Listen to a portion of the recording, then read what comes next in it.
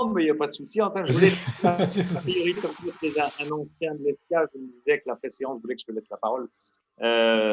Bonjour à tous, merci à tous d'être là pour échanger et partager avec nous sur le thème du télétravail et de l'agilité relationnelle.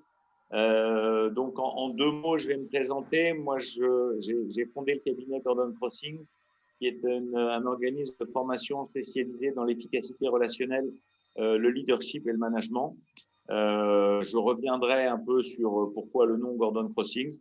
C'est un cabinet qui a une vingtaine d'années. Aujourd'hui, on travaille avec environ 20 consultants.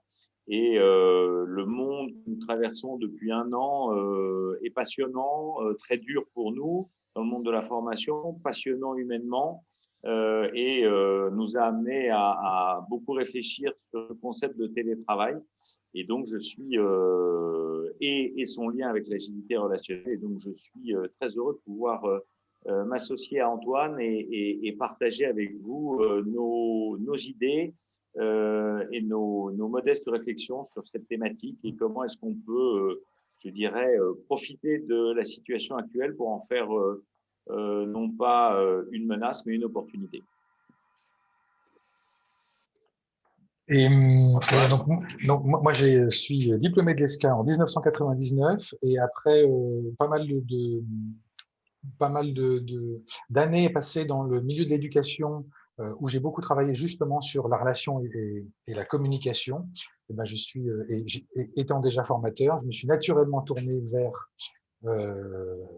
vers Gordon Crossings, qui est un cabinet de formation aux soft skills, et que j'ai rencontré notamment par un versant parentalité. Et puis depuis, je travaille en B2B, en gros. Et voilà. Ok, super, merci Antoine. Alors, la première chose que je voudrais dire sur le télétravail, c'est qu'aujourd'hui, on dit beaucoup de choses sur le télétravail et on donne et on évalue et on partage sur le télétravail,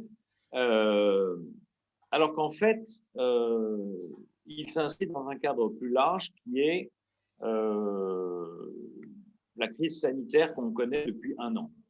C'est-à-dire que le télétravail en lui-même, c'est une chose. Le télétravail dans une période de crise sanitaire, c'est une chose qui est un tout petit peu différente. Parce qu'aujourd'hui, le télétravail s'inscrit dans une période où il y a un risque sanitaire certain. Peut-être certains d'entre vous sont-ils des personnes à risque ou à haut risque. Donc, en tout cas, c'est un facteur anxiogène. J'espère que beaucoup d'entre vous, en tout cas, ont encore leurs parents plus âgés avec eux. Donc, là aussi, risque et inquiétude pour les plus anciens. C'est un risque économique. Même si votre entreprise va bien, peut-être que celle de votre conjoint ou de votre conjointe va moins bien. Il y a un manque social qui est indiscutable, plus de culture, plus de cinéma, plus de salles de sport, etc. Un couvre-feu. Et puis, ça se double aussi tout ça et ça génère des tensions familiales très fortes qu'il faut rappeler, c'est-à-dire, il y a deux indicateurs qui m'ont marqué. Alors que tout le monde attendait une explosion de la natalité, on n'a jamais eu aussi peu d'enfants depuis 1945 en France. Pas un super bon signe. Et puis, les violences conjugales, les plaintes pour violences conjugales n'ont jamais été aussi élevées. Et les avocats en droit de la famille sont littéralement débordés parce que ça divorce encore plus que d'habitude. Tout ça pour vous dire que ce n'est pas que du télétravail qu'il faut parler. Aujourd'hui, le télétravail, il s'inscrit dans cet environnement qui n'est pas extrêmement porteur et au niveau émotionnel. Donc ça, c'est la première chose que j'avais envie de partager avec vous. La deuxième chose, c'est que ce chamboulement émotionnel qui nous percute tous, quelle que soit notre appétence au changement, eh bien, il va aussi vous toucher, vous et vos collaborateurs. Ce qui veut dire que vous-même, en tant que manager, vous êtes aussi pas complètement dans votre état normal. Okay ? Vous avez beau vous dire que vous êtes un super manager, je ne doute pas, vous êtes un super manager, vous faites un super boulot, etc. Très bien. En attendant, vous aussi, vous êtes confronté à tout ça. Et donc, moi, la première chose que j'ai envie de dire face à ce constat, c'est humilité et bientraitance avec soi-même. On est tous, en tant que manager, confrontés à des choses qui ne sont pas faciles à vivre. Et en plus, on nous demande d'ajuster notre management grâce ou à cause du télétravail, ça dépend comment on voit les choses. Et donc, vos collaborateurs, c'est pareil. Et vos collaborateurs, eh bien, ils réagissent différemment. Ils réagissent différemment, c'est-à-dire que ceux qui étaient très ouverts à vos idées, ceux qui partageaient, ceux qui étaient dans l'échange vont avoir tendance à se refermer. Inversement, ceux qui étaient plus distants, renfermés, calmes, comme vous voulez, vont avoir tendance sur les réseaux sociaux ou dans les échanges vidéo, etc., à être beaucoup plus présents. Et ça bouleverse un petit peu la donne. Et en plus de tout ce que je vous ai dit sur le bouleversement émotionnel, le télétravail va rajouter une dose de « je suis à l'aise avec les outils digitaux » ou « je suis plutôt pas à l'aise ». Il y a des gens qui adorent, trouvent ça très rigolo, et il y a des gens qui ont une allergie à ces trucs-là. Je peux vous dire qu'Antoine, il adore. D'accord ? Vous lui parlez d'un outil digital nouveau, il trouve ça formidable. Moi, je ne suis pas particulièrement, je m'en sers, je les aime, ils m'aident, ils me font gagner du temps, etc. Mais quand on me dit, ah ben, il y a un nouvel outil qui arrive, je dis, bon, alors, c'est encore cette affaire. Bon. Et ça, c'est ni bien ni mal, c'est notre sensibilité, notre personnalité, et c'est vrai pour vous, c'est vrai pour vos équipes. Ce que ça change surtout le télétravail, c'est que ça va remettre le travail, ça va changer la place du travail. Ça va lui donner du sens ou au contraire, ça va lui en enlever. J'explique. Si vous avez un collaborateur qui va être très épanoui dans son travail, eh bien, le fait de travailler à la maison, ça va peut-être l'encourager à se dire, mais finalement, moi, les histoires de conduite, d'enfants, de fuite, d'aspirateur ou je ne sais quoi, de vie quotidienne, ça ne m'intéresse pas, ce n'est pas mon truc. Moi, je m'éclate dans mon boulot, donc j'ai envie de travailler plus que jamais parce que là, quand je vois la confrontation des deux mondes entre le perso et le pro, clairement, mon cœur va vers le pro. Et puis, vous pouvez avoir l'inverse, c'est-à-dire quelqu'un qui ne va pas être super heureux dans son travail et qui, par contre, va se dire moi, mon épanouissement personnel, c'est d'avoir du temps pour mes enfants, pour ma maison, pour mon conjoint, créer une vie de famille qui soit épanouissante pour tout le monde. Donc, le chef qui arrive et qui me demande de lui remplir un tableau de chiffres pour dans 2 jours, alors que j'y comprends rien, je ne sais pas ce qu'il veut, on n'a aucune prévision, tout le monde est dans le brouillard, bah, il est mignon, mais en fait, il me fatigue avec son tableau de chiffres. Et donc, alors oui, il va vous le faire sur votre tableau de chiffres, il va vous le donner, mais il va vous les faire, les prévisions, parce que c'est un collaborateur, on va dire, professionnel. Mais clairement, ça va accentuer quelque chose qui était décent, qui est finalement de se sentir pas très à l'aise dans son travail et de préférer mettre son énergie, son cœur, son affect dans autre chose que son travail. Et ça, le télétravail va venir stigmatiser, mettre en lumière tout ça, de sorte que ceux qui cohabitaient plus ou moins pacifiquement, ça va accroître les tensions internes chez votre collaborateur et donc modifier son comportement. Voilà. Dans le monde professionnel, quand il n'y a pas de télétravail, chacun est dans une norme. Chacun va être dans une espèce de j'ai presque envie de dire de jeu de rôle, mais c'est un petit peu fort. Chacun va mettre son manteau professionnel, son masque, si j'ose dire. Bon, c'est pas forcément la meilleure image par les temps qui courent, et avec des comportements qui lui appartiennent dans le monde professionnel. Quand il va être chez lui, il va y avoir les deux qui vont se télescoper et ça va être très compliqué pour lui d'arriver à garder son masque professionnel alors qu'il est professionnellement en train de travailler, mais physiquement à la maison.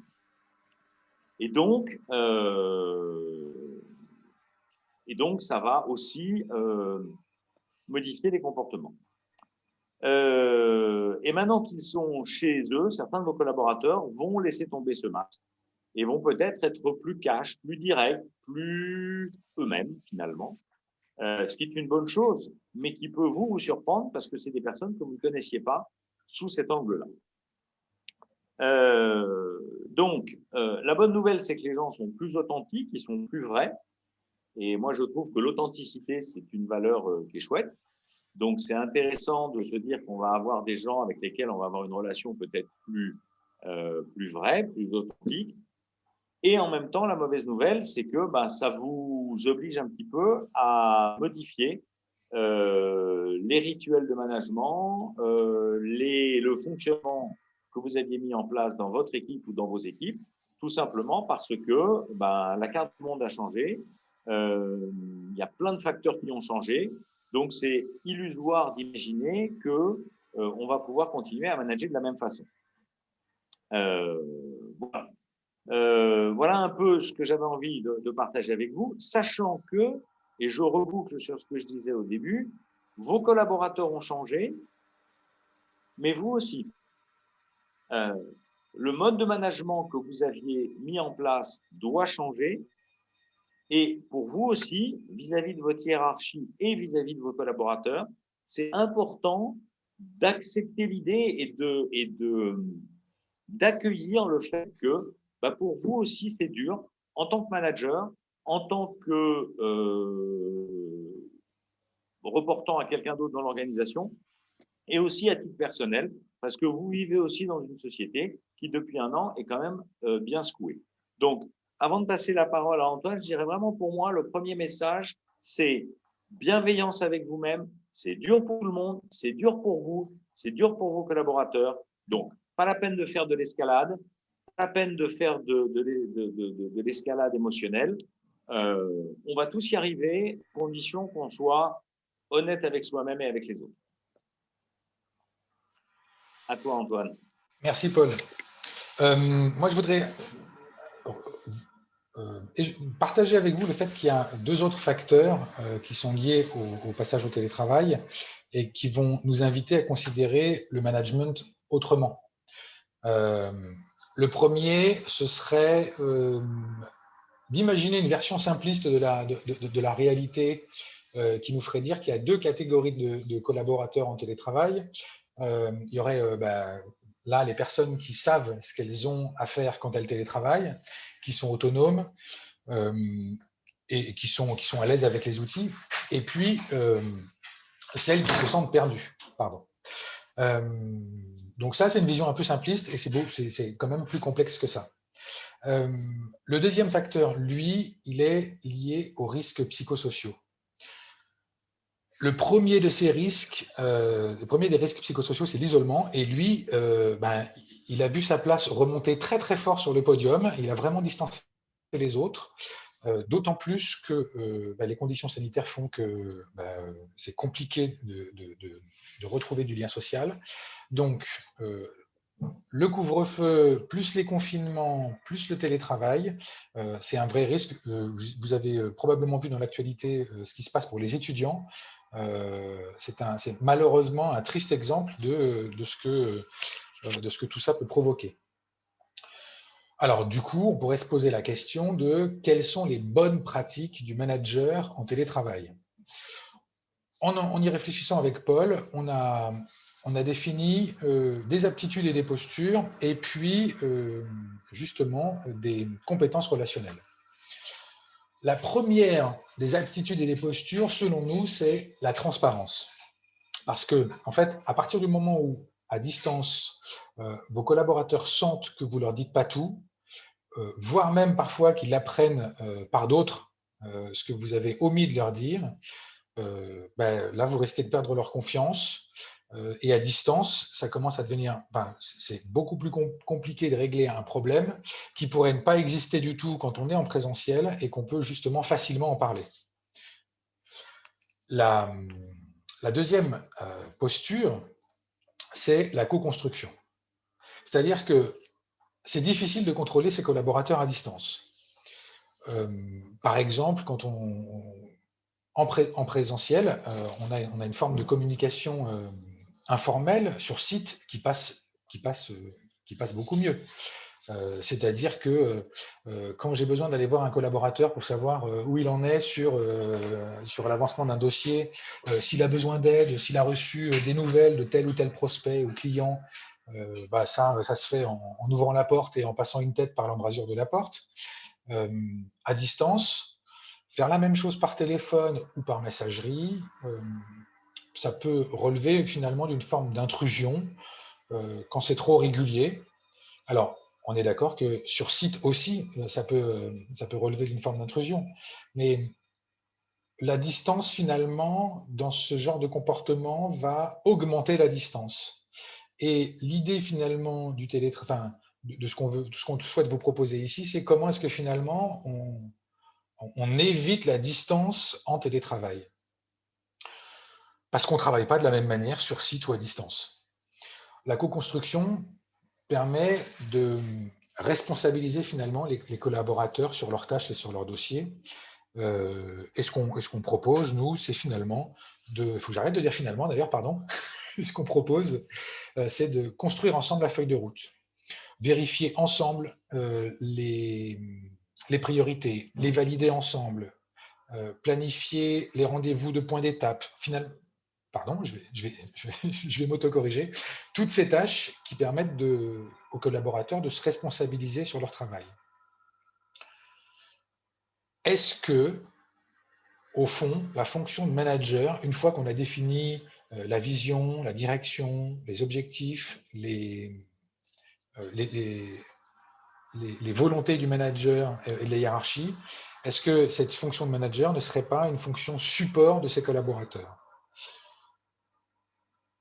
Pour nous, c'est la posture du manager coach, et on pense que c'est la plus appropriée, surtout quand on travaille à distance. Finalement, désolé, le manager est une fonction support de ses collaborateurs. Et c'est ce qu'on croit, profondément chez Gordon Crossings, d'autant qu'on le vit tous les jours et que ça fonctionne très bien. L'autre posture qu'on a identifiée, c'est l'authenticité. Nous vous invitons à révéler un peu de vous-même, partager ce que vous ressentez dans cette période. Moi, par exemple, j'apprécie de pouvoir gérer mon travail comme je l'entends. Du coup, je me sens plus responsable de ce que je fais. Et je dois vous dire qu'en même temps, faire un brainstorming stratégique à distance, ça ne me convient pas du tout. Je ne ressens pas l'énergie, je ne ressens pas les synergies. Je vois beaucoup moins bien le sourcil froncé qui m'indique que mon collaborateur n'a pas forcément compris ce que j'étais en train de dire. Et puis en plus de ça, je suis obligé de rester assis quasiment. Et moi, j'ai besoin de bouger quand je réfléchis. Ça m'aide. Donc, j'ai un peu l'impression dans ce cas d'être attaché à ma chaise avec une injonction qui serait soit créatif et qui finalement me bloque complètement. Et alors, là, quand je viens de vous faire un petit peu une révélation de moi-même, et je ne vous parle que du travail. Révéler un peu de soi-même, on vous invite à le faire aussi sur un plan plus personnel. Dire j'ai envie de voir mes amis, j'ai l'impression d'être en cage, ça commence à devenir compliqué au niveau de la vie quotidienne avec ma femme et mes enfants, parce qu'on est tout le temps les uns sur les autres. Je travaille dans un bureau qui est dans mon salon. Alors, je ne sais plus où est le bureau, où est le salon. Quand je suis dans mon salon, j'ai l'impression d'être au bureau. Quand je suis au bureau, je suis quand même dans mon salon. Et ce mélange des genres, moi, commence à me peser. Quand vous faites ce genre de choses, vous n'avez peut-être pas l'impression de faire avancer les choses avec ce genre de révélation. Et en fait, vous faites acte d'authenticité. Et si ça ne vous fait pas forcément beaucoup de bien, pardon, je vais y arriver, hein. Si ça ne vous fait pas forcément beaucoup de bien à vous directement en le faisant, ça vous en fera indirectement parce que vous aurez partagé quelque chose de personnel avec vos équipes. Et il n'y a plus de machine à café. Et ça manque en fait. Le temps où on fait une pause au bout d'une heure et demie de travail. Alors, il y en a qui commencent par la pause autour de la machine à café, et c'est vrai que c'est sympathique de se retrouver, de se dire bonjour, de se voir, de parler autre chose que du travail. Ça, c'est quelque chose qui est difficile à mettre en place, mais qu'on vous invite vraiment à faire parce que euh, finalement, ces trois postures, transparence, co-construction et authenticité, elles vont vous permettre de créer un climat de confiance véritable où les collaborateurs se sentent responsables, ils se sentent accompagnés, ils se sentent impliqués parce que vous partagez un peu de vous. Et ça va permettre d'enlever un peu cette distance qui nous est imposée aujourd'hui. Et je vais passer la parole à Paul qui va vous parler maintenant des compétences relationnelles. Merci Antoine. Merci Antoine. Compétences relationnelles, et donc là, on en vient à quelque chose qui est vraiment essentiel pour nous, qui est le fait que dans un environnement perturbé comme celui qu'on connaît, plus que jamais, le savoir-être prend une place absolument fondamentale dans le monde professionnel. Dans le monde personnel aussi, mais on n'est pas là pour en parler, donc on se contentera du monde professionnel. Et là-dessus, on travaille sur les travaux et la méthodologie qui a été mise au point par Thomas Gordon, qui est un psychologue américain de l'école de Palo Alto et qui a créé la méthode dite méthode Gordon, et qui pose les bases d'une efficacité relationnelle, d'une agilité relationnelle à la fois très simple et à la fois pas simpliste du tout, dans la mesure où je vais vous en parler, ça va vous paraître très facile d'accès. Et puis, si vous êtes OK, on fera, à un moment donné, on fera un petit exercice pour que, voilà, comme ça vous laisse le temps de vous préparer psychologiquement, de finir votre sandwich, et on vous mettra un petit peu à contribution pour essayer de donner corps et de donner vie à tout ça. Donc, Thomas Gordon, c'était à l'époque un élève de Carl Rogers. Carl Rogers, c'est le monsieur qui a pensé l'écoute, c'est le monsieur qui a véritablement été à la base de beaucoup de ce qu'on appelle aujourd'hui les soft skills. Et donc, Thomas Gordon a été un de ses élèves, et Thomas a on va dire, modélisé la théorie que Carl Rogers avait écrite dans ses travaux universitaires. Thomas Gordon, c'est quelqu'un qui a été nominé trois fois au prix Nobel de la paix. Donc, c'est quelqu'un qui a vraiment marqué son temps, et ses livres se sont vendus à plusieurs millions d'exemplaires, en particulier son livre sur le management qui s'appelle Leader efficace, et puis son livre sur les parents, la parentalité, qui s'appelle Parents efficaces. Parce que là, je vais vous livrer un scoop. Mais il faut que ça reste entre nous, hein, surtout ne le dites pas, c'est qu'on est les mêmes à la maison et au bureau. Hein. Donc, ceux qui pensaient que quand ils arrivaient au bureau, ils mettaient une cape de super manager, et quand ils rentraient chez eux, ils mettaient une cape de super papa ou super maman, eh bien, vous savez quoi, c'est pareil. D'accord ? Et c'est d'ailleurs pour ça que le travail pose un peu un problème, parce que on ne sait plus très bien quelle cape il faut mettre à quel moment. Donc Thomas Gordon a travaillé là-dessus, et il a vraiment réussi un travail que moi je trouve formidable, c'est-à-dire qu'il nous a fourni des outils pour résoudre l'ensemble de la complexité des relations humaines en 4 situations relationnelles.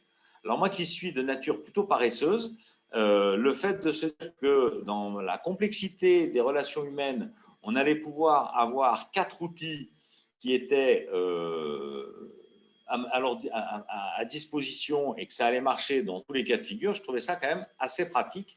Et je vais vous dire un truc, ça fait 20 ans que j'ai découvert ça et ça marche. Alors, avant d'aller plus loin, je voudrais juste faire, au-delà du trait d'humour, un point, c'est que je vous ai parlé tout à l'heure d'une posture faite d'humilité par rapport à vos propres émotions dans le cadre de votre rôle de manager. Eh bien, moi, de la même manière, ça fait 20 ans que je pratique la méthode Gordon. Je suis master trainer, j'ai fait des centaines d'heures de formation là-dessus.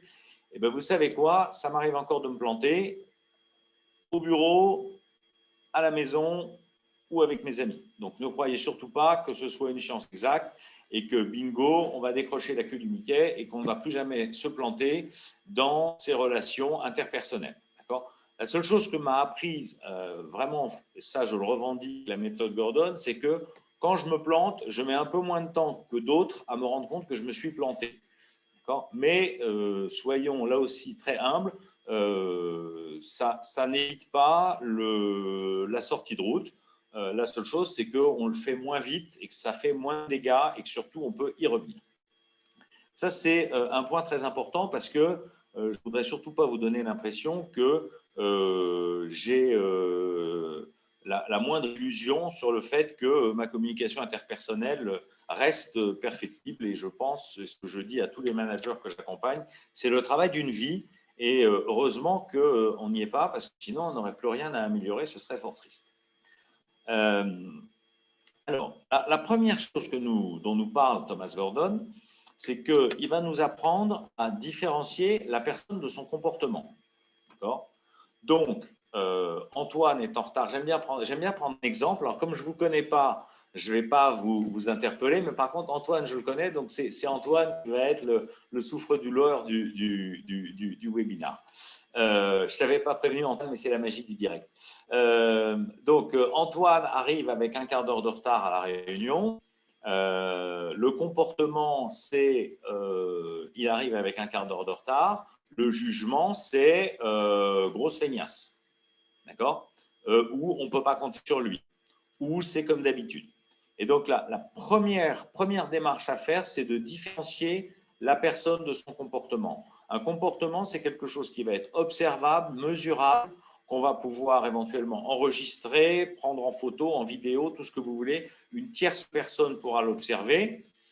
C'est un comportement, c'est observable, c'est mesurable.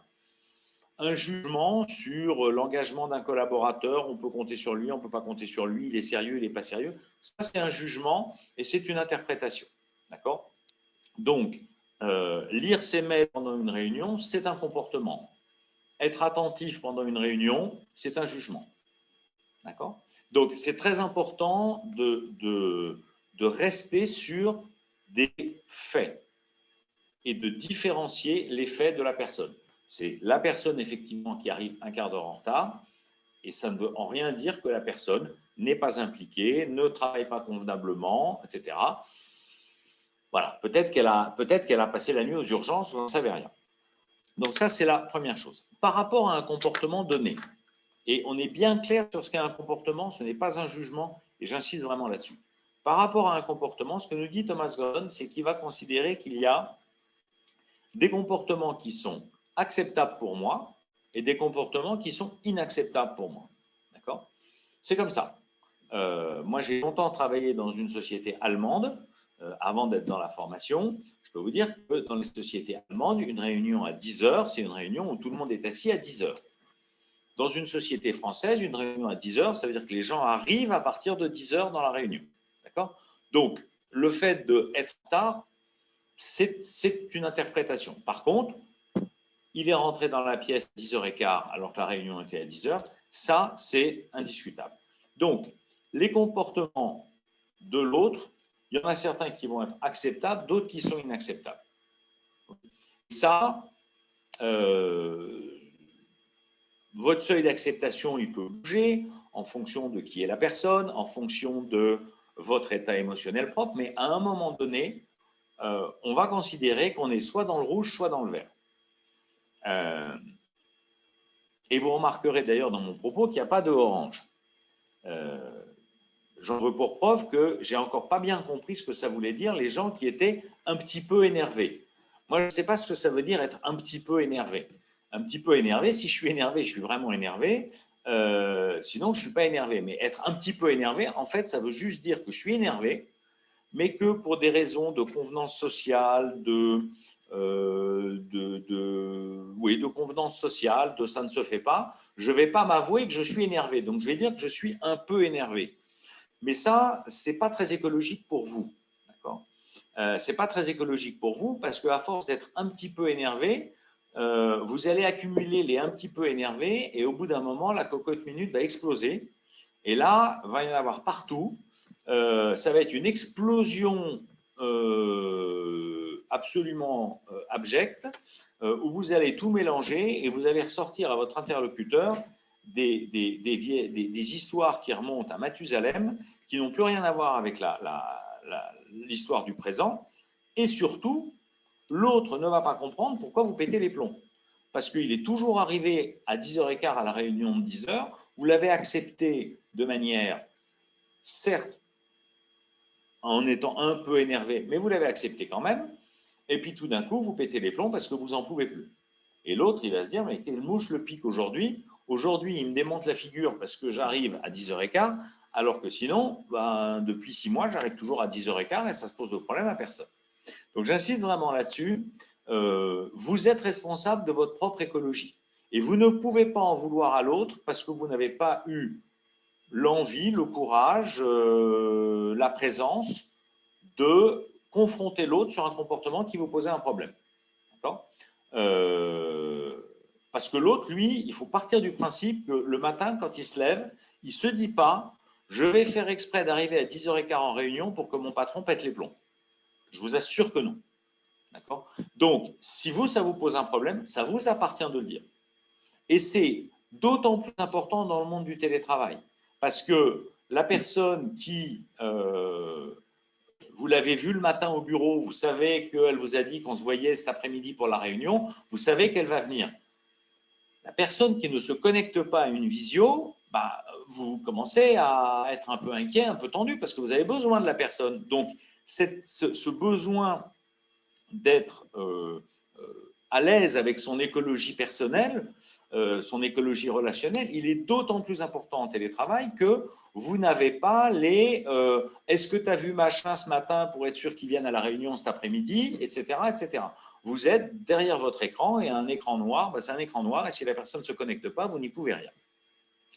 Donc ça, c'est très important de se dire que tous ces mécanismes émotionnels, ils vont être amplifiés, déformés par le télétravail, tout simplement parce que vous n'avez pas vu votre collaborateur au café ce matin qui vous a dit qu'il était charrette sur tel dossier et que donc il ferait ce qu'il pourrait pour se connecter à la réunion, pour venir à la réunion présentielle. Et donc du coup, vous commencez sans lui, c'est pas grave. En visio, il ne vous a rien dit, vous attendez, vous vous énervez, vous voyez le temps qui passe, vous avez l'impression de perdre du temps, de faire perdre du temps à tout le monde, qui se moque de lui, etc. Et la moulinette se met en route pour commencer à monter gentiment dans les tours, de sorte que quand il va se pointer avec 10 minutes de retard à la réunion et qu'en plus il va poser une question qui va vous énerver, vous allez lui mettre un taquet devant tout le monde, ce qu'il ne faut jamais faire, vous le savez, mais là, vous n'en pouvez plus. Ça fait 3 fois qu'il vous cherche, donc forcément, quelque part, vous vous dites, il l'a bien mérité. Oui, d'accord, mais sauf qu'après, c'est à vous de faire le service après-vente, et c'est un peu compliqué, surtout en télétravail. J'en reviens donc à mon rouge, mon vert, chez Thomas Gordon. Soit on est dans le rouge, soit on est dans le vert. Le comportement de l'autre, je suis à l'aise avec, ou je ne suis pas à l'aise avec, et ça m'appartient de faire ce qu'il faut pour confronter l'autre quand éventuellement j'ai un problème. À partir de là, on va en déduire 4 situations relationnelles. Vous avez deviné lesquelles. À partir du moment où moi, je peux être soit dans le rouge, soit dans le vert, l'autre, il peut être soit dans le rouge, soit dans le vert.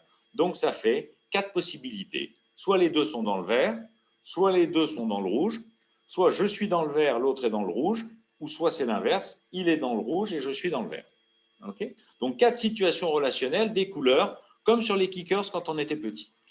Il ne faut juste pas se tromper et mettre la bonne chaussure au bon pied. Alors, la question derrière lancinante, évidemment, ça va être de se dire, avant de choisir quel outil j'utilise, eh bien, la question suivante que nous pose Thomas Gordon, et je vous encourage vivement, quand vous êtes dans l'émotion à vous poser cette question, et je vous assure qu'elle résout plein de soucis, c'est à qui appartient le problème.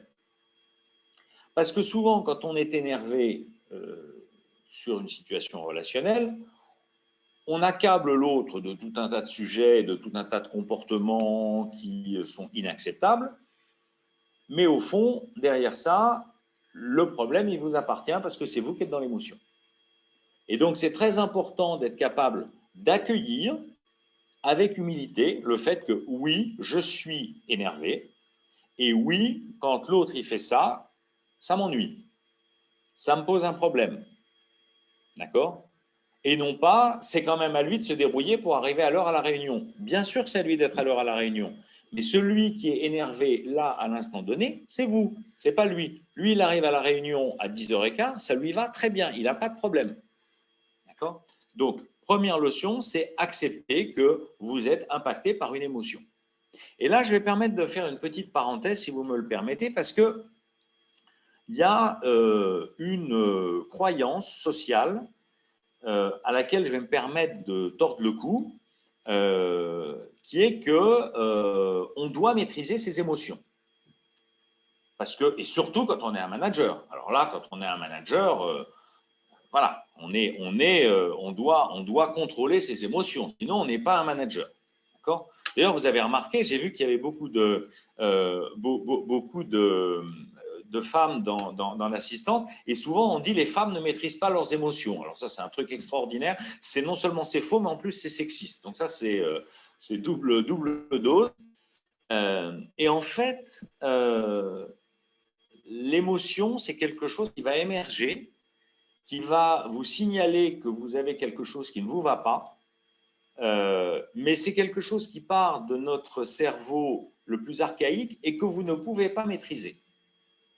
Et donc, je vous invite déjà à modifier votre vocabulaire et au lieu de dire « il faut que je maîtrise mes émotions », à dire « vous n'êtes pas responsable de vos émotions, vous êtes responsable de ce que vous en faites ». Ce qui n'est déjà pas tout à fait la même chose. Je vous donne un exemple tout simple. Les gens qui ont peur des serpents, ils ont peur des serpents. Voilà. Vous avez beau leur dire qu'ils sont inoffensifs et qu'ils ne vont pas leur faire de mal. Si vous avez peur, vous avez peur. Et que quelqu'un vous dit « n'aie pas peur », ça ne va jamais vous faire avoir moins peur. Okay ? Quand on est dans l'émotion, on n'a plus accès à ses capacités rationnelles. Vous prenez l'exemple des gens qui ont peur en avion, par exemple. Quand ils sont assis à une table dans un bureau, ils arrivent à bien comprendre les chiffres qui montrent que par nombre de kilomètres passagers parcourus, l'avion est infiniment plus stable et plus sécurisant que la voiture, par exemple. En attendant, quand ils sont en train de décoller sur la piste d'atterrissage, sur la piste de décollage, je peux vous dire que vous pouvez leur sortir toutes les stats du monde que vous voulez. Les gens qui sont phobiques de l'avion, ils sont tétanisés. Et leur dire « n'aie pas peur, c'est le moyen le plus sûr au monde », ça ne va pas les rassurer du tout. Donc l'émotion, elle est là. La peur, la colère, la tristesse, elles sont là. Et la première chose qu'il faut faire, si on veut, entre guillemets, les gérer, chose qu'on ne peut pas faire, je préfère le mot apprivoiser, ça va être déjà de l'accueillir et d'accueillir le fait que je suis énervé, j'ai peur, je suis triste. D'accord ? Et donc, on va accueillir cette émotion plutôt que d'essayer de lutter contre cette émotion. Okay ? Donc, quand vous êtes en colère contre un collaborateur parce qu'il vous a remis un dossier qui est un torchon, plutôt que de prendre une poupée vaudou et de lui piquer des aiguilles dans les fesses, accueillez cette émotion et dites-vous, bah oui, je suis super énervé parce qu'il m'a rendu un document, c'est un torchon, c'est inutilisable, il va falloir que je le refasse parce que je ne peux pas présenter ça à la direction. Voilà. Donc, gardez en tête, et c'est vrai pour vous, et c'est vrai aussi parfois quand vous avez l'impression que vous avez des collaborateurs qui sont dans l'émotion, on n'est pas responsable de ses émotions, on est responsable de ce qu'on en fait. D'accord ? On a le droit d'avoir peur en avion. De là, au moment où l'avion décolle, à se mettre en boule dans le rack à bagages au-dessus, non, ça va pas. D'accord ? Donc, on n'est pas responsable de nos émotions, on est responsable de ce qu'on en fait. Ça, c'est très important d'avoir vraiment cette sensibilité. Deuxièmement, autre point, je répète, maîtriser ses émotions, en fait, c'est un vocabulaire que je vous encourage à éliminer. On va essayer de les apprivoiser, on va essayer de se faire copain avec ses émotions, mais dominer ses émotions, c'est pas possible en fait. Une émotion, elle est là pour vous protéger, pour vous signaler qu'il y a quelque chose qui ne va pas, vous signaler quelque chose qui est perçu comme un danger pour vous. Alors évidemment, vous allez me dire le danger d'un collaborateur qui ne me remet pas un dossier propre. Oui, il y a un danger parce que vous êtes inquiet, vous avez l'impression que ça va vous perturber votre week-end, etc. Donc il y a une forme d'inquiétude et de colère. Et donc là-dessus, je vous encourage à vous dire qu'on va les apprivoiser. Et ces émotions, elles sont là pour vous envoyer un message qui est un signal. Et que le signal, il va être d'autant plus fort qu'on ne l'écoute pas. D'accord ? Le signal sera d'autant plus fort qu'on ne l'écoute pas. À partir du moment où vous allez l'écouter, l'émotion, elle va se calmer. D'accord ? Pour ceux qui aiment comme moi les dessins animés de Donald, vous savez, Donald, c'est un gros paresseux qui est toujours en train de dormir. Et puis, il y a toujours la scène mythique du réveil de Donald qui sonne et Donald qui n'a pas envie d'entendre son réveil. Donc, qu'est-ce que fait Donald ? Il commence par enfoncer son bonnet de nuit, parce que Donald a un bonnet de nuit, comme vous savez, sur les oreilles. Il l'enfonce le plus qu'il peut, puis après, il se met la tête sous l'oreiller, puis après, il met sa couette sur le réveil, puis après, le matelas, puis après, le lit, puis après, vous voyez une scène de la chambre détruite avec Donald au-dessus d'un amas de choses, mais le réveil en dessous, il continue à faire bip bip. Une émotion, c'est pareil. Tant que vous n'appuyez pas sur le bouton du réveil pour dire « je t'ai entendu », l'émotion, elle va continuer à faire du bruit. Toutes les personnes qui ont fait un burn-out vous le disent. J'ai eu des signes avant-coureurs du fait que j'allais pas bien, mais j'ai pas voulu les entendre. Et donc, les signaux, ils viennent une fois, 2 fois et 3 fois, X fois, jusqu'à ce que vous les entendiez. Et quand on est en burn-out, c'est qu'il y a pas mal de signaux qu'on n'a pas voulu entendre, pas mal d'émotions qu'on n'a pas voulu accueillir et qui finalement font très mal. Et donc, c'est évidemment dans ce cas-là la personne, la première victime. Donc ça, c'est pour la capacité à accueillir et à recueillir le fait qu'on puisse être dans l'émotion quand il y a une émotion qui arrive. Et encore une fois, les émotions, elles sont totalement imprévisibles. Et tant mieux, et je vous souhaite plein d'émotions.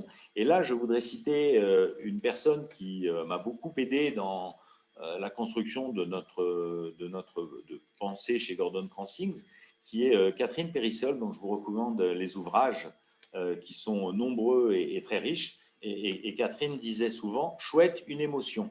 Et je suis parfaitement d'accord avec elle, parce que quand vous n'aurez plus d'émotion, c'est que vous ne serez plus en très grande forme quand vous aurez plus d'émotions. Donc, je vous souhaite plein d'émotions. Et l'émotion, c'est chouette, c'est ce qui nous permet de progresser et c'est ce qui nous permet de mieux nous connaître en tant que manager, en tant que parent, en tant que personne. Et donc, réjouissons-nous d'avoir plein d'émotions. Mais pour ça, il ne faut pas être en lutte contre ces émotions parce que vous allez perdre. Au final, c'est vous qui perdez. Donc, comme je le disais tout à l'heure, à partir du moment où on peut être dans le rouge et l'autre, on peut être dans le rouge ou dans le vert et l'autre aussi, ça fait 4 situations relationnelles. Alors, évidemment, dans le cadre d'un webinaire comme ceci, je vois le temps qui passe, ça va être compliqué pour moi de vous détailler l'ensemble des outils que nous suggère Gordon pour chacune de ces situations relationnelles. Donc, on en a choisi une. Et avec plaisir pour poursuivre les échanges si vous voulez qu'on vous parle des autres. Donc, je vais vous lister les 4 situations relationnelles et les 4 outils qui sont à notre disposition. Et puis, on en choisira une et puis c'est là où vous vous mettrez un petit peu à travailler. Je vous rassure, je ne vous ai pas oublié. Alors, première situation relationnelle, c'est la situation où tout le monde est dans le vert. Je suis dans le vert, l'autre est dans le vert, et donc en général, tout va bien. Et dans ces cas-là, qu'est-ce qu'on fait? Eh bien, en général, on ne fait rien. C'est normal. Il est payé pour faire son boulot, il fait bien son boulot, je ne vais pas en plus lui dire merci, je ne vais pas en plus le féliciter. Je veux dire, il a un salaire, il vient, bon, c'est bon, on en reste là. Donc, c'est un peu le syndrome des trains qui arrivent à l'heure. C'est-à-dire que vous avez tous entendu, peut-être même vous-même, des gens ronchonner contre la SNCF parce que leur train n'arrive jamais à l'heure et que c'est toujours le bazar dans la SNCF. D'accord, très bien. Sauf que j'ai jamais vu personne arriver de la gare en disant « Chouette, c'est génial, mon train est arrivé à l'heure ». On trouve tous que c'est normal. Donc, un rapport qui arrive à l'heure, c'est normal. Donc, un collaborateur qui fait son boulot, on trouve que c'est normal. Et ce que nous dit Thomas Gordon à ce moment-là, c'est qu'il est important de se révéler et d'envoyer un signe de reconnaissance à l'autre, de sorte qu'il l'entende de manière verbale et factuelle le fait que son comportement vous a permis telle ou telle chose et donc va vous permettre de mieux travailler, passer moins de temps au bureau, etc. Donc, envoyer un signe de reconnaissance quand tout va bien, c'est absolument essentiel. Souvent, on oublie de le faire. Les Américains sont très forts là-dessus. Le problème des Américains, c'est que souvent, alors je ne veux pas généraliser, mais souvent, ils ont un côté un peu mécanique. Donc, du coup, c'est presque l'inverse. Si on n'a pas le signe de reconnaissance, on est un peu perdu. Donc, ceux d'entre vous qui travaillez dans des sociétés anglo-saxonnes, vous devez avoir l'habitude des signaux de reconnaissance, sauf qu'il y a des fois où ça tombe un peu à plat parce que ça manque un peu d'authenticité. Donc, ce dont nous parle Thomas Gordon, là, c'est vraiment quelque chose qui soit authentique, vécu et qui soit le plus factuel possible. D'accord ? Parce que dire à votre collaborateur « Antoine, c'est génial de bosser avec toi, tu es un mec top », bon, il est content, hein, mais ceci dit, ça ne va pas l'aider beaucoup à modéliser son comportement de sorte qu'il puisse le reproduire. Parce que qu'est-ce que ça veut dire être génial ? Moi, ça va vouloir dire quelque chose pour moi et pour une autre personne, ça aura une autre signification. Par contre, de lui dire quand tu me débugs mon PC et que le lendemain matin, j'arrive et que tout est en ordre de marche dans l'entreprise, oui, ça, voilà. Alors, Antoine nous aide beaucoup sur les formations distancielles et donc pour régler les nombreux problèmes technologiques qui peuvent y avoir sur les plateformes. En particulier, Antoine est un peu la bête noire des DSI de nos clients. Mais voilà, donc c'est très important d'être factuel. Antoine, quand tu résous le problème avec la DSI du client X, ce qui nous permet d'utiliser les bons outils d'animation, c'est top parce que ça permet au formateur d'utiliser un outil dans lequel il est particulièrement performant. Antoine, il sait ce qu'il a bien fait et c'est important de le lui dire et non pas « tu as fait un super boulot ». Oui, de quoi ? Ça fait 3 semaines qu'il bosse, 1 mois qu'il bosse sur un sujet, c'est quoi un super boulot ? Okay ? Donc, j'insiste là-dessus, les signaux de reconnaissance quand tout le monde est dans le vert, c'est super important. Deuxième situation relationnelle, je vais bien, moi tout va bien, et j'ai un collaborateur qui manifestement va pas bien. Il va pas bien parce qu'il n'est pas content de son augmentation de salaire, il n'est pas content parce que un de ses collègues lui a piqué un dossier, il n'est pas content parce que, peu importe. Et dans ce cas-là, ce que nous recommande Thomas Gordon, c'est de pratiquer ce qu'on appelle l'écoute active. L'écoute active, ce n'est pas écouter d'une oreille discrète en lisant ses mails ou en finissant de vider ses courses quand on est en télétravail. L'écoute active, ça prend du temps. C'est quelque chose d'extrêmement puissant, c'est quelque chose qui se travaille, c'est quelque chose qui va littéralement donner à l'autre un espace pour exprimer sans jugement ce que l'autre a à vous dire. Et donc, écouter, ce n'est pas approuver, d'accord ? Donc, quand l'autre vous dit « moi, je pense que j'aurais dû mériter X augmentation de salaire », vous écoutez. Écouter n'est pas approuver, mais c'est simplement être dans une posture d'aide pour lui permettre de dire ce qu'il a à dire en reformulant ce que vous comprenez de ce que l'autre vous dit. Donc, je m'arrête là sur l'écoute active parce que l'écoute active, c'est un des outils les plus puissants.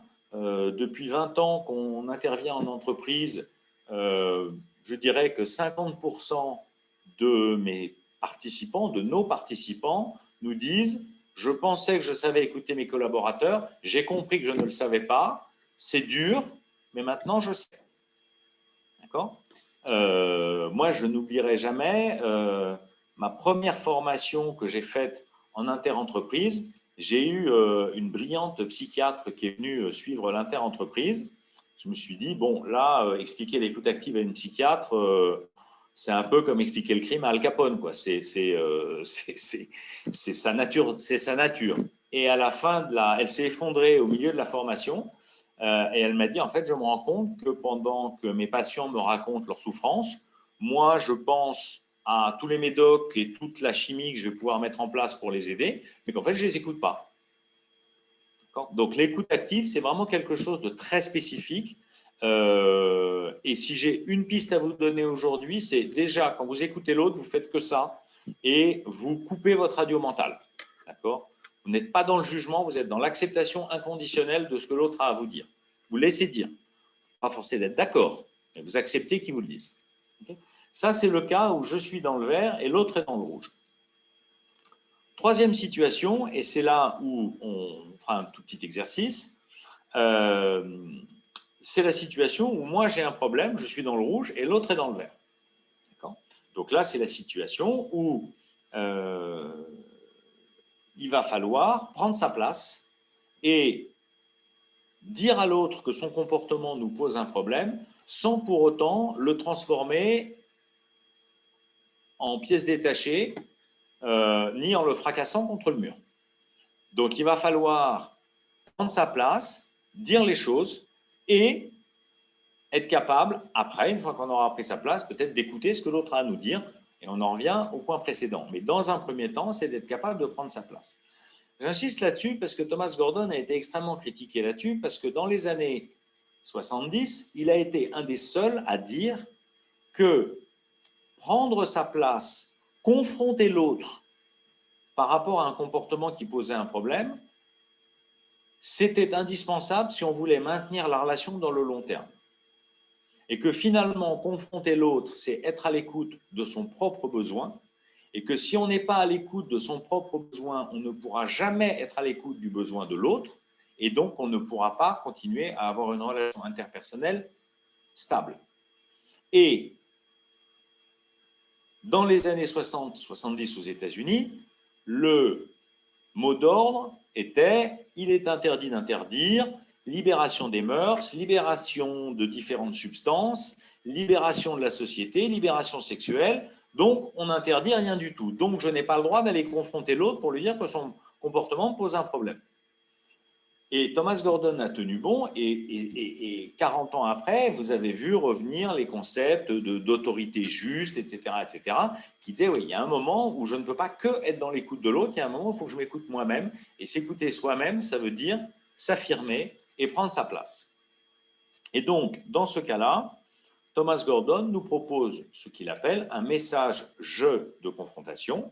Donc, le message « je » de confrontation, c'est la directe traduction du « I message » en anglais, dans lequel on va, sur la forme d'un « merci Antoine pour les slides », on va construire notre message « je » de confrontation en 3 parties, et j'insiste sur les 3 parties parce que les 3 parties ont leur importance, et vous verrez qu'il y a des choses importantes à dire et qu'il y a aussi des choses importantes à ne pas dire. D'accord ? Donc, la première chose qu'on va dire dans un message de confrontation, c'est qu'on va décrire le plus précisément possible les faits ou les comportements de l'autre. Et donc, dans ce cadre-là, on ne va pas utiliser les mots de généralisation comme toujours, jamais, encore, comme d'habitude, une fois de plus. Donc, tu es arrivé à la réunion à 10h10 et non pas tu avais 3 heures de retard comme d'habitude. Tu m'as remis un dossier où il manquait les chiffres de la division A et B, et non pas tu m'as remis un dossier où il y avait les 3/4 des chiffres qui manquaient. D'accord ? Donc, on va décrire les faits le plus précisément possible. On va ensuite décrire les effets tangibles et concrets sur moi, c'est-à-dire qu'est-ce que ça a pour moi comme conséquence tangible et concrète. Quand je dis moi, c'est moi en tant que personne ou en tant que manager ou en tant que responsable de l'équipe. Parce qu'évidemment, si vous travaillez dans une très grande entreprise, vous avez du mal à avoir fait comprendre à un collaborateur d'un groupe de 200 000 personnes que le fait qu'il soit en retard de 10 minutes à la réunion, ça met en péril le groupe. Bon. Donc, c'est vrai, qu'est-ce que ça vous fait à vous en tant que responsable ou manager? Donc, tu es arrivé à 10h15 pour la réunion de 10h. Les effets tangibles et concrets, c'est on n'a pas pu passer l'ensemble de l'ordre du jour de la réunion et vous terminez par votre ressenti, c'est-à-dire qu'est-ce que ça vous fait, vous, pas votre jugement, votre ressenti qui est je suis inquiet qu'on prenne du retard dans l'avancement du projet. Donc ça, c'est très important d'avoir ces 3 étapes. Alors moi, je vous conseille de les faire dans cet ordre-là. Vous pouvez les faire dans un ordre différent si vous voulez, mais au début, cet ordre-là me semble être le plus sûr. Okay, et ce que vous n'allez pas faire, et que vous n'avez pas ici, c'est que vous n'allez pas donner votre solution. Et vous n'allez pas terminer votre message jeu de confrontation par « et j'aimerais bien arriver à 10h la semaine prochaine ». Parce que ça, vous imposez votre solution à l'autre et vous ne savez pas pourquoi il arrive à 10h15. D'accord ? Est-ce qu'il a un rendez-vous chez le médecin? Donc, j'ai plus rien là. Ah si, c'est revenu. Je ne sais pas si c'est Antoine qui nous a fait une… Je sens l'Antoine moqueur. Donc, c'est très important à ce stade de ne pas imposer votre solution. OK? Donc, les faits, les effets, le ressenti. Dans cet ordre-là, ça coule mieux. Vous pouvez le faire dans un autre ordre, ça me va aussi. Et donc, voilà l'exemple. Quand tu arrives en retard, quand tu arrives avec 15 minutes de retard à la réunion d'équipe, nous n'avons pas le temps de traiter tout l'ordre du jour et je suis inquiet pour l'avancement du projet. Point. Et une fois qu'on a fait ça, on se tait. D'accord ? Donc voilà un exemple. On y reviendra plus tard et je voudrais vous donner maintenant la 4e situation relationnelle, celle où nous sommes dans le rouge les deux, l'un et l'autre. Et donc dans ce cas-là, ce que nous propose Thomas Gordon, c'est la résolution de conflits sans perdant. Et j'insiste beaucoup là-dessus parce que ça a été dévoyé. Thomas Gordon part du no-lose méthode et ça a été transformé en gagnant-gagnant, puis en win-win. Et moi, j'ai tendance à dire que ça fait un peu du win-win parce qu'il y a des situations où expliquer à l'autre qu'il est gagnant, c'est parfois, à mon avis, manipulatoire. Vous avez 2 collaborateurs qui ont très envie de travailler sur tel dossier qui est le truc à la mode dans l'entreprise. Vous n'avez le droit d'envoyer qu'une seule personne devant votre équipe dans cette équipe projet. Vous avez choisi l'un des deux, vous allez avoir du mal à expliquer à celui qui n'a pas été choisi qu'il est gagnant. D'accord ? Par contre, vous pouvez lui expliquer pourquoi vous ne l'avez pas choisi et qu'est-ce qu'il pourrait améliorer pour être choisi la prochaine fois. Donc c'est pour ça que moi j'aime bien l'approche, j'aime bien la phrasologie de Gordon qui dit c'est une méthode de résolution sans perdant. C'est-à-dire que celui qui n'a pas été sélectionné, au lieu de le mettre au fond du couloir dans un bureau sans fenêtre et sans lumière en attendant qu'il craque, pour se dire une fois qu'il a craqué, heureusement que ce n'est pas lui que j'ai envoyé parce que t'imagines, le type il ne tient pas la pression. Forcément, ça fait 3 mois que vous ne lui dites pas bonjour, il est dans un bureau sans fenêtre, au bout d'un moment il craque. Là-dessus, il n'y a pas de problème. Mais c'est d'essayer de lui expliquer et de lui donner des pistes d'amélioration pour que la fois prochaine, il soit sélectionné.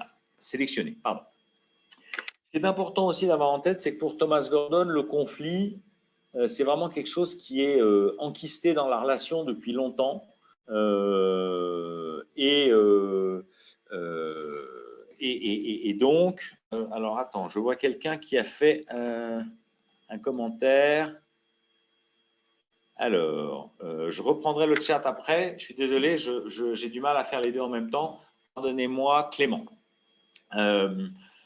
Oui, le conflit, nous, on a tendance dans le langage courant à dire j'ai un petit conflit avec machin, il faut que j'aille le résoudre. En fait, ça, c'est pas ce que Thomas Gordon appelle un conflit. Pour Thomas Gordon, un conflit, c'est vraiment quand on a tout essayé, quelque chose qui vient durablement pourrir la relation, s'enquister dans la relation, et il faut vraiment prendre un temps, et la méthode de résolution de conflits sans perdant est une méthode qui prend un certain temps, qui est très efficace, mais on ne peut pas faire 3 résolutions de conflits par jour, et vous n'allez pas déployer une méthode de résolution de conflits en 6 étapes, tout simplement parce que machin ne vous a pas donné les bonnes datas à l'heure, et qui vous les a données avec 10 minutes de retard. D'accord ?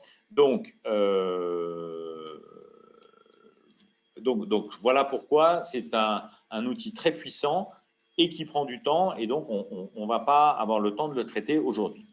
Donc j'en reviens avec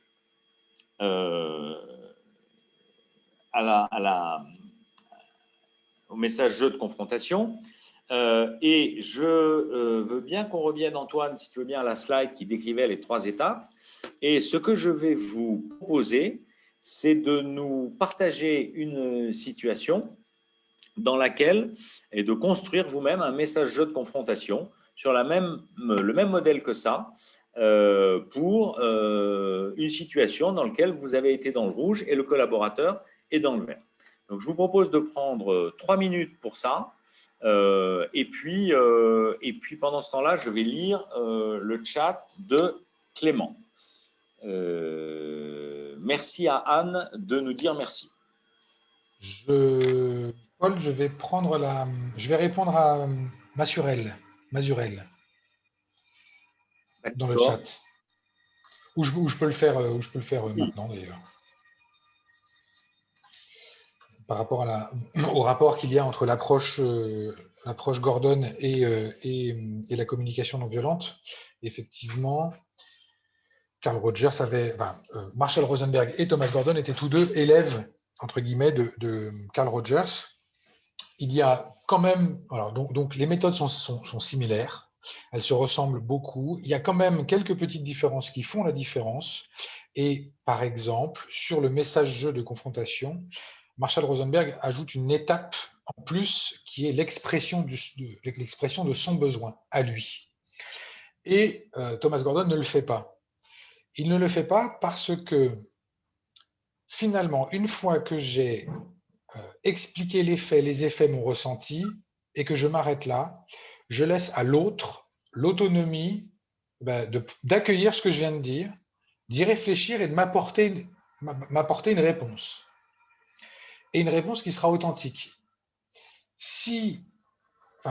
Ou plutôt quand je rajoute mon besoin qui est, finalement, maintenant j'ai besoin que tu arrives à l'heure en réunion, de façon à ne pas perturber l'état d'avancement des projets, on se remet un peu en position haute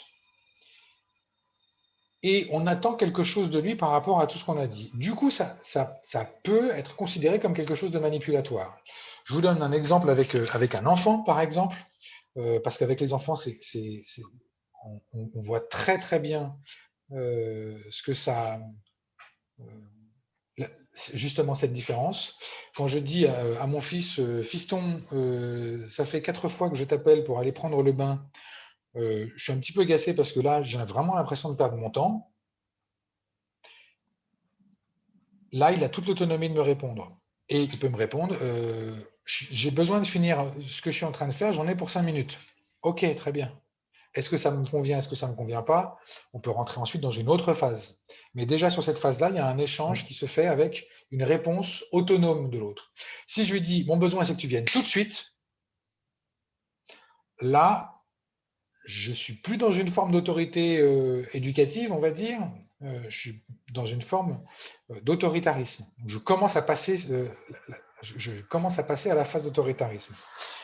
Et donc, quand bien même on le ferait très bien en mettant le bon ton, l'expression du besoin après, moi, voilà, c'est mon avis personnel, je trouve que en fait, ça brouille le message.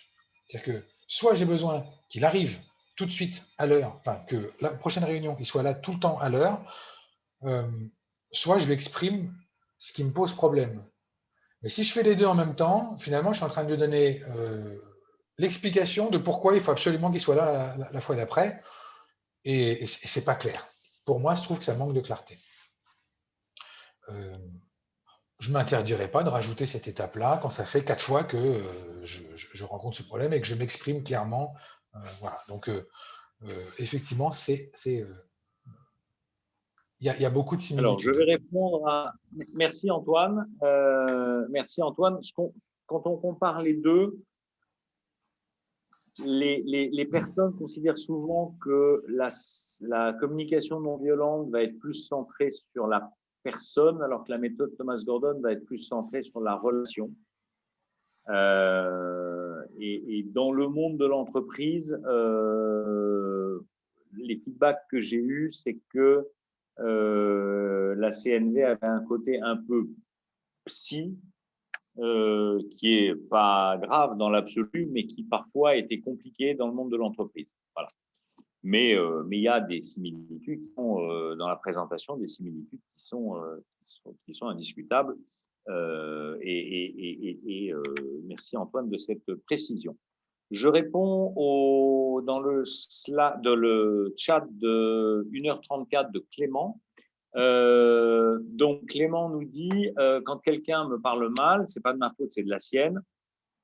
Est-ce que je ne cours pas le risque en lui disant si je lui parle du fait que son attitude m'a laissé inconfortable, est-ce que je ne cours pas le risque de rajouter de l'huile sur son feu? Ne vaut-il pas mieux que j'accepte comme il est et ne pas laisser m'empêcher d'aller de l'avant? Alors, la question à se poser, c'est à qui appartient le problème?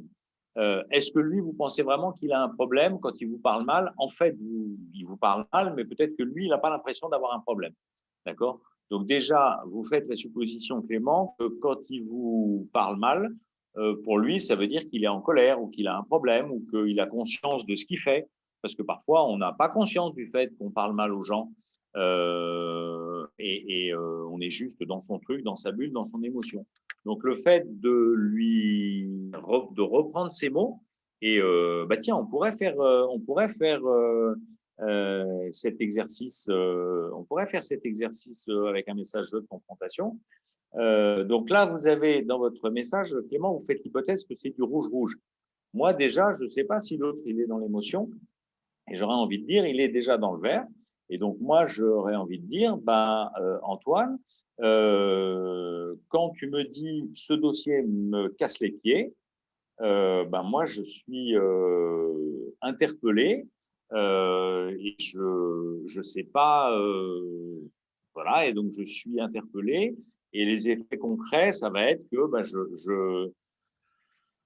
je suis non. Alors, quand Antoine, tu me dis je ferai pas ton dossier parce que j'en ai marre, moi ça m'ennuie parce que j'ai personne pour s'occuper du dossier et je suis inquiet parce que je sais pas comment je vais faire pour faire avancer mon projet. D'accord. Donc je sais pas si ça répond Clément à votre question. Oui, merci.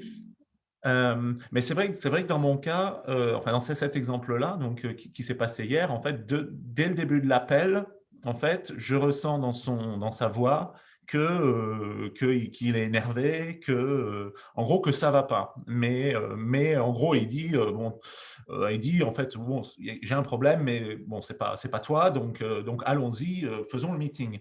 Le meeting, au demeurant, en fait, se passe bien parce que bon, j'obtiens ce qu'il faut, mais il est il est très énervé. Il y a quelque chose qui ne va pas, il veut pas en parler, etc.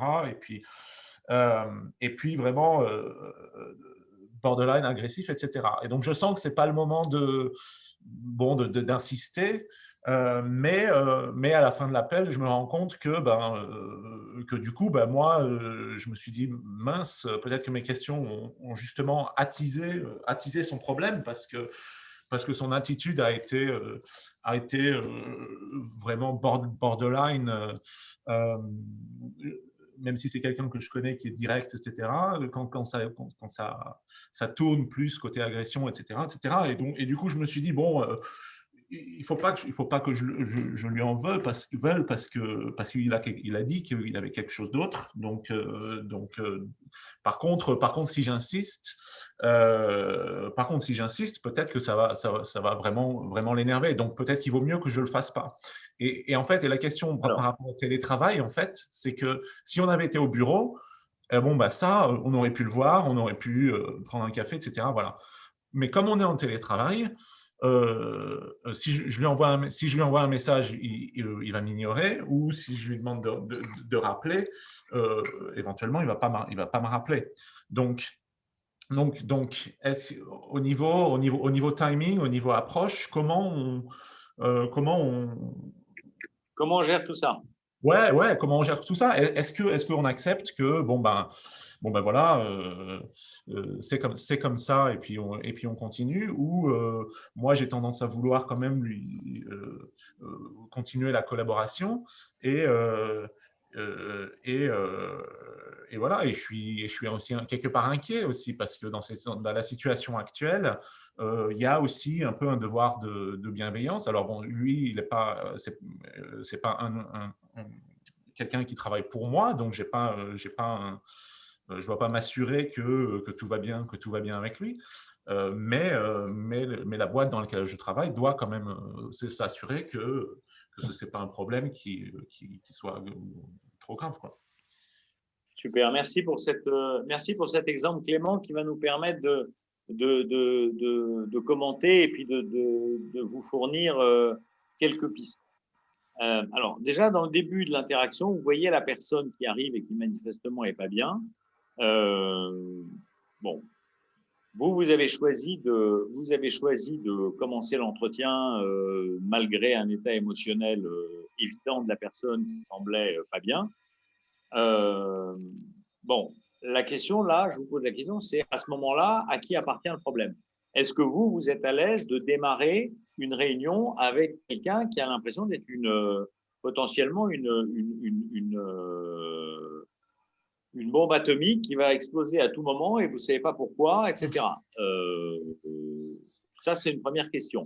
Moi, ma manière de le faire, mais ça m'appartient, c'est pour ça que je dis que c'est un art et pas une science, c'est de dire à la personne que je vois qu'il n'est pas bien et voilà, et en tout cas, d'essayer de faire le maximum pour que la personne puisse en face écouter la personne pour qu'en face, elle puisse baisser en pression et se sentir mieux pour démarrer la réunion. Si la personne ne veut pas, parce qu'elle va vous dire « Non, mais laisse, ça n'a rien à voir avec toi, c'est autre chose. » Bon, OK. Ouais, c'est ça. Très bien, ça lui appartient. Okay. Dans ce cas-là, à un moment, ça peut être vous qui allez devenir rouge, c'est-à-dire que c'est vous qui, à un moment, allez dire « Oui, attends, t'es mignon, mais voilà, faire une réunion dans ce climat de tension, même si ce n'est pas contre moi que tu en as, moi, ça me pose un problème. » Et donc là, vous confrontez la personne. Antoine, je prends toujours Antoine. Hein. Antoine, quand je te vois en train de jeter tes crayons de dépit et de dire des mots comme il me fait chier et j'en ai plein le cul, moi, ça me vide de mon énergie, ça m'empêche de travailler et du coup, je suis inquiet qu'on ne puisse pas faire une réunion fructueuse.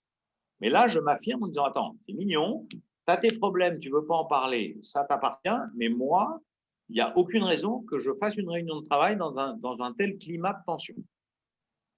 OK? Et ça, c'est à vous de décider à quel moment vous êtes plus OK pour être dans un climat de tension comme ça.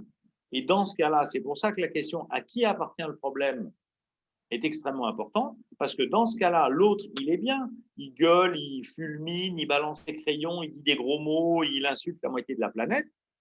Vous avez l'impression qu'il est dans le rouge, mais en fait, non, Clément. En fait, il est peut-être dans une forme d'émotion par rapport à autre chose, mais dans la relation avec vous, il est dans le vert. Il est bien par rapport à vous à ce moment-là.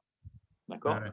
Mais par contre, vous n'êtes pas bien parce que vous avez l'impression d'avoir un lion en cage face à vous. Ce n'est pas super agréable de rentrer dans la cage du lion quand il est énervé, quoi. Bon, ça. Donc ça, c'est très important pour vous, à un moment, de dire, mais là, ton comportement, là, même si ce n'est pas dirigé contre moi, il me pose quand même un problème. Parce que par respect et par politesse, on a envie de continuer et de terminer le meeting ou la réunion, et pas forcément justement de confronter cet état de fait Alors que peut-être, en fait, c'est la bonne chose à faire, même si c'est inconfortable et même si ça dérape la trame du meeting, quoi. Oui, parce qu'effectivement, peut-être que vous allez vous rendre compte qu'il est super énervé parce que, je dis n'importe quoi, quelque chose qui n'a rien à voir, qui a à voir avec l'état de santé de son père, de sa mère, voilà, peut-être que son banquier vient de lui refuser un prêt pour acheter la maison de ses rêves, j'en sais rien. Mais en tout cas, vous, là, dans le cadre de votre relation, vous n'avez pas à vous prendre des décharges d'adrénaline sous prétexte qu'il est énervé. Et peut-être que c'est à cause de vous et qu'il n'ose pas vous le dire. Et à ce moment-là, c'est encore pire. OK ? Et donc, à partir du moment où c'est dit avec vraiment, et c'est pour ça que le message jeu, c'est un art de le ciseler, c'est dans le message que j'ai donné, que j'ai formulé tout à l'heure en décrivant le comportement d'Antoine, c'est quand tu dis des gros mots, que tu insultes machin et que tu jettes tes crayons de dépit, c'est des faits, c'est des comportements, c'est pas quand tu es énervé. Parce que là, évidemment, Antoine, il me répond, mais non, je ne suis pas énervé. Non, je ne sais pas que tu es énervé ou pas. Je dis simplement que tu as dit 5 gros mots, que tu as balancé 2 fois tes crayons et que tu as insulté le chef. OK ? Donc, pour moi, c'est vraiment votre écologie personnelle qui doit primer Clément. Et si pour vous, son comportement empêche une réunion fructueuse dans un climat normal, à mon avis, il faut s'affirmer. Ouais. Merci beaucoup. Voilà. Je vous en prie, Clément, et je prends le message de Julie. J'ai commencé à écrire des réponses dans le chat, Paul. Ah, bah voilà, merci Julie, de votre nom, nous allons échanger.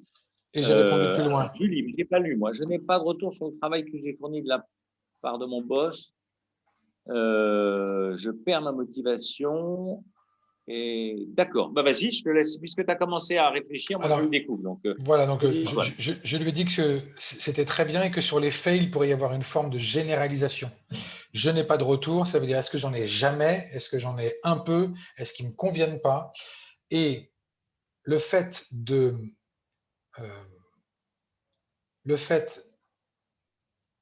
laisser finalement une interprétation comme ça un peu latente, va faire que ça va brouiller le message. C'est-à-dire que si on le dit comme ça, la personne en face risque de dire « Comment ça, je ne vous fais pas de retour ?» et va pinailler sur le fait, juste sur les faits. Et donc, le message ne peut pas être déroulé. Donc, c'est très, très important d'être vraiment factuel. Et ça pourrait être plutôt tourné, d'ailleurs, « Je manque de retour » et d'exprimer finalement un besoin que vous avez. Mais dire « je n'ai pas de retour », c'est est-ce que vous n'en avez pas du tout, est-ce que vous en avez un peu, et du coup, finalement, le message va faire que il ne sera pas forcément bien entendu. Vous savez, il n'y a pas de forme de généralisation dans la façon dont c'est fait, mais elle est un peu sous-entendue ou latente, et moi, ça me gêne. Je voulais répondre aussi à, j'étais en train de répondre aussi à Ashmidon. Alors moi, je vais répondre avant, si tu me permets, je vais répondre rapidement à Sidonie. La piste que je peux vous donner, Sidonie, sur votre question, c'est non, je pense que donner un appel après pour envoyer un signe de reconnaissance, pour moi, c'est pas agressif. Et si vous avez l'impression que ça peut être perçu comme quelque chose d'un peu agressif, eh bien, vous passez ce qu'on appelle en position méta, c'est-à-dire que vous allez vous mettre en observateur de vous vis-à-vis de l'autre en disant « Écoute, Antoine, je ne voudrais pas te donner l'impression que ce que je fais est agressif et en même temps, j'ai envie de partager sur ce qui s'est passé à la réunion avec toi. Est-ce que ça te va si on en parle maintenant ou est-ce que tu préfères qu'on en parle demain ?» Okay. Et donc, vous cadrez le truc et vous accueillez le fait que vous êtes OK sur le fait que ça peut paraître agressif, mais que ce n'est pas votre intention. Donc, vous désamorcez le truc à l'avance. Voilà, ce serait ma piste. J'espère qu'elle vous aidera, Sidonie. Et je te laisse répondre, Antoine, à Hélène. Hélène, du coup. Hélène, pardon. Alors, Hélène nous a fait quelque chose d'intéressant. Qui est une des alertes qu'on a sur les messages de confrontation, qui est message trop long, message pas bon. Si le message est trop long, on ne le comprend pas bien. Et donc, je voulais reprendre le message d'Hélène où elle avait commencé à écrire les faits qui sont lorsque tu ne te manifestes pas en nous disant que tu n'as pas de travail et que tu n'as pas mis ton planning à jour. Et je proposais, moi, tu n'as pas mis les infos à jour par rapport à ta charge de travail. Ensuite, vous dites les effets. Et les effets, vous dites je suis ennuyé. Ce n'est pas un effet. Je suis ennuyé, c'est un ressenti. Donc, on pourrait mettre le ressenti à ce moment-là. Ce qui est assez amusant, c'est qu'à partir du moment où on commence à comprendre un peu ces trois critères du message de confrontation, on se met à les mélanger dans une forme qui nous ressemble. Donc, si vous voulez faire l'effet et le ressenti ensuite, faites-le si vous le sentez comme ça. Donc, je suis ennuyé et les effets concrets, c'est ça pose un souci d'organisation du travail dans l'équipe. Et là, vous allez beaucoup plus vite que ce que vous nous avez écrit. Et je vous avoue, hein, moi, quand j'ai commencé à regarder le ressenti, je me suis dit, oh là là, il y a énormément de choses, énormément d'informations. Et finalement, ben, je me retrouve noyé. Et j'ai décidé de m'en éloigner pour pouvoir essayer pour pouvoir trouver finalement l'essence de ce que vous voulez dire.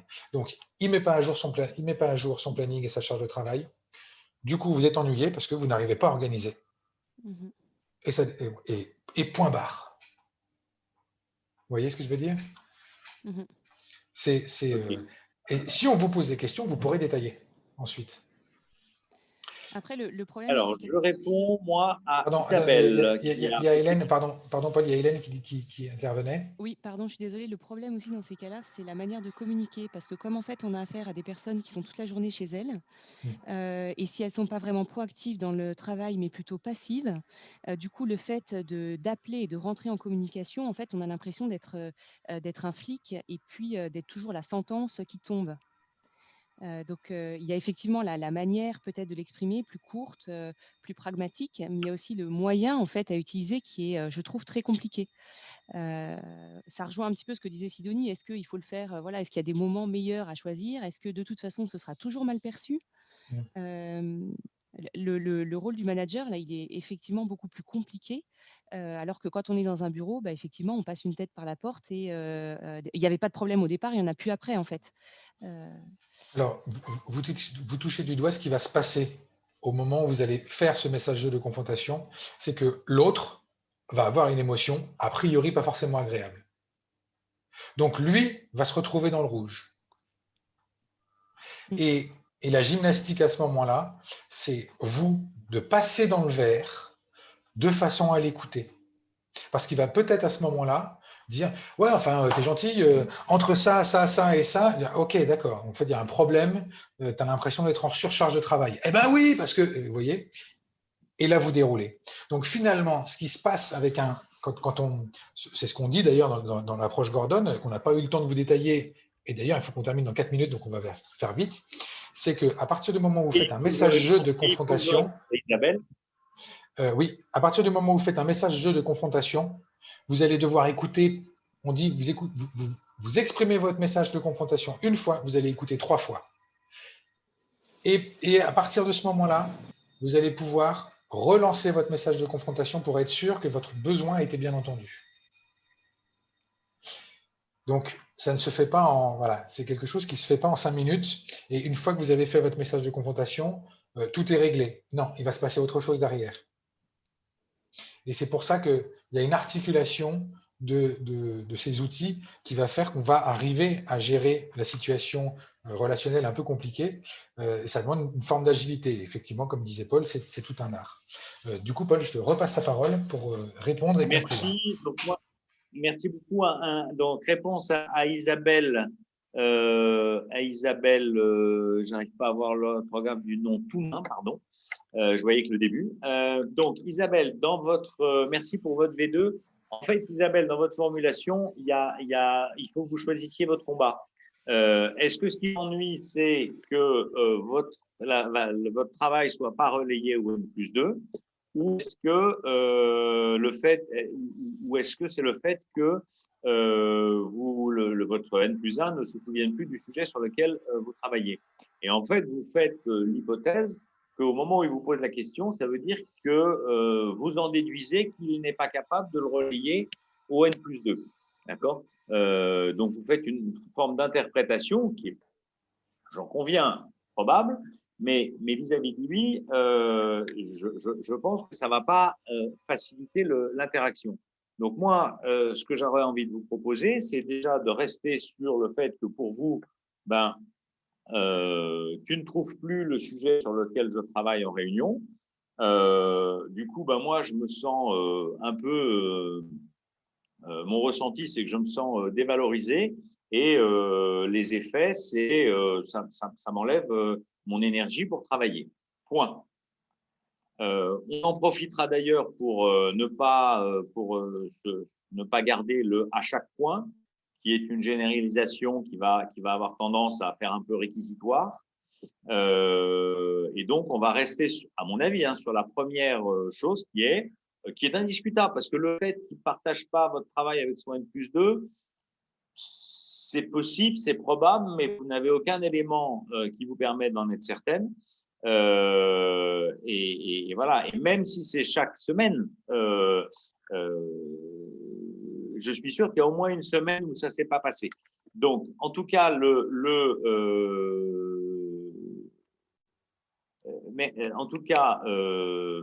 ma proposition, ce serait vraiment quand tu ne te souviens pas du sujet sur lequel je travaille, je me sens dévalorisé et franchement, ça m'enlève mon énergie pour travailler. Et après, on voit ce que la personne a à dire. D'accord ? Mais pour l'instant, je vous propose d'en rester là. On s'était promis avec Antoine qu'on arrêterait à 14 heures. Donc, je vous remercie infiniment pour votre participation. Je suis passionné par ce sujet, vous l'avez vu. Vous l'avez compris, Antoine aussi. C'était toujours un grand plaisir. Le format webinaire est très particulier pour nous parce qu'on n'a pas le plaisir de vous voir, mais c'est la loi du genre. Et moi, je vous propose de nous retrouver sur notre page LinkedIn qui s'appelle Gordon Crossings. Allez nous suivre. On essaye de vraiment de pas faire voilà, on essaie de mettre des choses utiles sur LinkedIn. C'est pas Facebook, voilà, pour dire les choses directement puisqu'on a peu de temps. Donc, on met vraiment des choses qui nous semblent importantes. Et puis, notre newsletter que vous trouverez en vous inscrivant sur notre site www.gordon-crossings.com. Tout ça est à l'écran. Je voudrais également remercier infiniment Alix de nous avoir proposé cette tribune et vos remerciements me touchent. Voilà, je suis passionné par ce métier. J'ai quitté la banque il y a 10 ans pour faire un truc qui me passionnait et ce genre d'expérience me conforte dans l'idée que j'ai fait un choix qui me convenait. Donc, merci à tous et Alix, je vous passe la parole. Oui, non, mais je ne vais rien dire de particulier, si ce n'est remercier tous ceux qui sont venus, ceux qui sont partis, parce qu'il y a toujours des réunions qui commencent. C'est difficile de trouver le bon horaire qui puisse convenir à tout le monde. En tout cas, vos commentaires sont bons, donc on espère que vous y avez vraiment trouvé quelque chose d'intéressant. Et puis, écoutez, restez connectés à l'agenda SK Alumni pour voir un peu tout ce qu'on propose. On essaye vraiment de se renouveler. Là, je programme un prochain atelier, toujours sur le télétravail, mais comment améliorer ces techniques de management grâce au théâtre. Donc, c'est une ancienne alumni qui a créé une troupe de théâtre, enfin une ancienne élève, une alumni qui a créé une troupe de théâtre et qui va nous donner des techniques pour être performant en visio. Et puis, voilà. Donc, restez connectés et regardez bien l'agenda pour vous inscrire quand ça vous intéresse. Et je vous dis à très bientôt. Merci Paul et merci Antoine. Merci beaucoup à tous. Merci Alix, merci Antoine et à très très bientôt et bravo à l'ESCA. Merci. Merci.